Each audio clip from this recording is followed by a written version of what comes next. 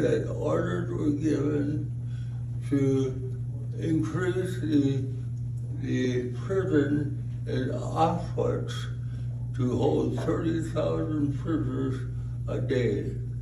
That's the day Mom and Dad were born. That's the day Mom and Dad were married, I'm sorry. I was the first to come along in 1944, and on that day, that was the day that you could buy meat again after the war. During the Second World War, you could not buy meat because of the ration for meat. So I can be known as a person who brought meat back into the world. My sister Lois was born on May 9th, 1947, and that was the day that the Americans were able to buy new cars again after the war. So here in North America, we could not buy a new car until my sister got born. On July 18th, 1953, Brother Mark came into the world, and it was a day that things really began to happen. It was a day when music met destiny and times began to rock. And Elvis Presley sang songs into eternity. Elvis walked into Sun Studio in Memphis and recorded his first two tracks, My Happiness, and That's When Your Heart Begins to Ache. So that was Mark coming into the world. Mark as a baby, as an older brother, I knew Mark first as a baby, and then as a younger brother, and eventually like a young bro or a real comrade. Research shows that siblings born more than 5 years apart do not mingle as good as if siblings are closer in years. So there was about a generation difference between Mark and I, and also a difference in character and the way we approach life. I would say this a general statement that my sister Lois and I were we were front runners. We wanted to be spontaneous and kind of be a leader in the pack. And Mark was different. Mark had the ability to hold back, to be more measured, and to stick with the pack, making it the very best of every situation. Along with the kids on the block, when Mark was a kid, he would be almost forced into playing with our trucks and our bikes and our wagons, and he was persuaded to run shotgun in his baby buggy. And by golly, with that baby buggy flipped over, whoever had got ridiculous for falling out, Mark, get back into the buggy. We got to win the race. So Mark was forced at a young age to participate in that. Mark also And then when Mark became a young man, a younger brother, and he began to have a mind of his own and somewhat self-determined, once again he was encouraged to ride in the front carrier of a bicycle.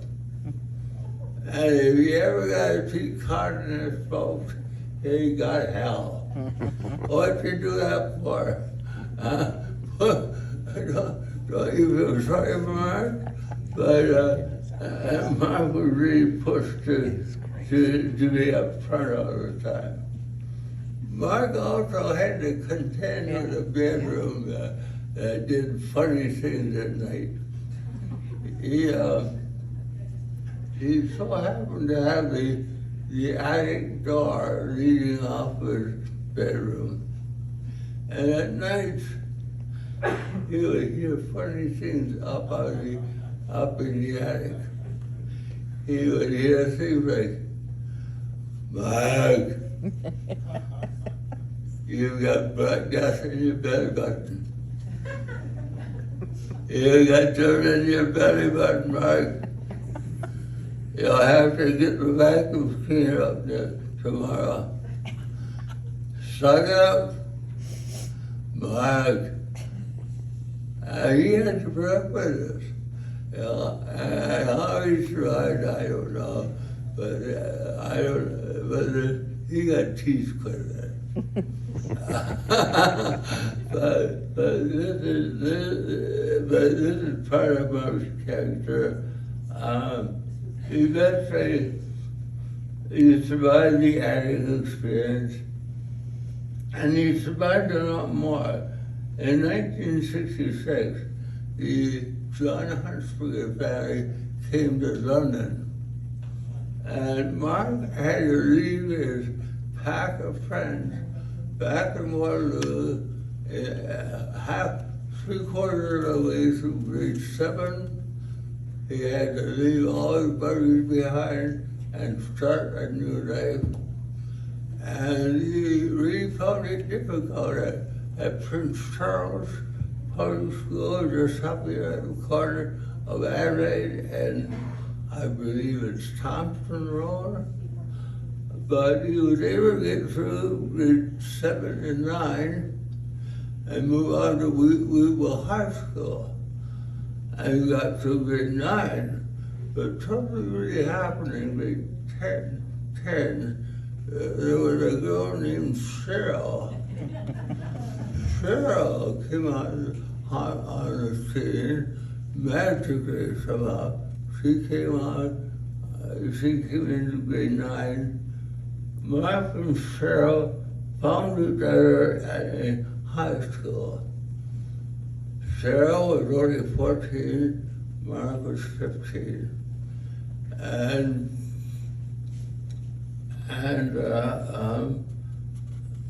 So this was a miracle for Mark, because in only 3 years, his life went from a time of emptiness, a time of despair, to a time that was over the moon and fulfillment in only 3 years. I'm so glad that Mark was able to meet Cheryl, because it really put meaning and purpose in his life. Mark and Cheryl were married in 1975, so we're looking at 49 years of marriage for Mark and Cheryl. Quite an accomplishment. And of all the siblings, Mark and Cheryl's marriage has lasted the longest. With Cheryl by his side, Mark learned well how to maneuver and jockey, always in a pack. He would never be in a forefront, but he knew how to do it with guys and with community. And he soon held positions like being a solid husband, a great dad and uncle, amazing grandpa, my younger bro, squadron commander of the Canadian Power and Sales Squadron, Marine Navigator.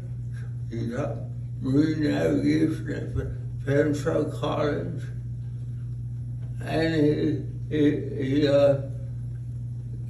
spent a whole lifetime in the grocery business as a produce manager, where he learned to be a real man, a customer person, always polite, and easygoing with the public. He was a real people's man. The second last time that I saw Mark and Cheryl at the retirement home that I live in Waterloo, we decided to journey to a quaint little restaurant just northwest of Elmira. I don't know if you guys know where Elmira is, but I told Mark that we were going to find this restaurant by taking directions of the way the crow flies. We were going to make this as short as we can. And everything went well until we ran into road construction. And then the crow had to fly differently. The crow had to make a semicircle, and crows don't fly in circles very well.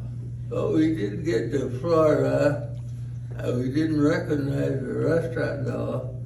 And Mark turned to me with a smile that he has, and he says, "You really don't have a clue where you're going, do you?" So he got on his cell phone and he checked, and the restaurant was only half a block behind us. So I mean, that was Mark. He really knew how to handle people. But I have to say that I most enjoyed the intimate times and conversation with Mark. Mark was a good person to just sit down and talk with. And our course of time together occurred on a hot summer day, drifting on Lake Huron in his boat. He was about 40 years old, and I was turning 50, and I was beginning to find it difficult to cope with cerebral palsy in my life. And my vestibular system could no longer coordinate itself with the movement of the water, stretching my ability to walk on a dock. And I had to call out to Mark, "Could you give me a hand, Mark? I need your help." Mark gladly gave me his arm and got me into the boat, and in the process he said, here's my hat too, and put his hat on my head. And we were out there. It was a hot day. We spent about 3 hours out in the water, telling our stories, sharing our beliefs, laughing, even crying. And this was a real watershed with Mark, and it was a real noontime experience for me, because poor Mark had to wait 40 years for this old warrior to begin to ask for help from him. And this was, we really felt good about that I had finally softened enough to say, "Look, brother, I need some help." And our relationship really improved greatly after that time. But I have to tell you that when we got back, Mark had a bald head, and what color do you think his head was? It was red. I wore his hat all the time, and he got one of the worst burns ever on his head. So in closing, I want to say, Brother Mark, what a trooper you have been. Your spirit will continue to shine in our lives. I know Mark's going to be a part of me for the rest of my life. I hope my spirit continues with all of you as you feel the essence of Mark with you. And I also want to think of Mark as the way Mark and John closed out their deeds together. John, I don't know where you are, but John and Mark, or all there they are, John and Mark were talking over the fence in the backyard. In fact, they were even having a beer together. And Mark was struck a sudden heart attack and hit his head up also on some concrete on the way down. Now, I can't think of a better way of bringing closure to a life and to be able to love God as Mark understood and to love his neighbor as he would himself. And that's exactly what Mark was doing. So John, thank you for being a good neighbor. Thank you for helping to close Mark's life and make it work. So I say, rest in peace, Mark, we love you. And thank you for listening.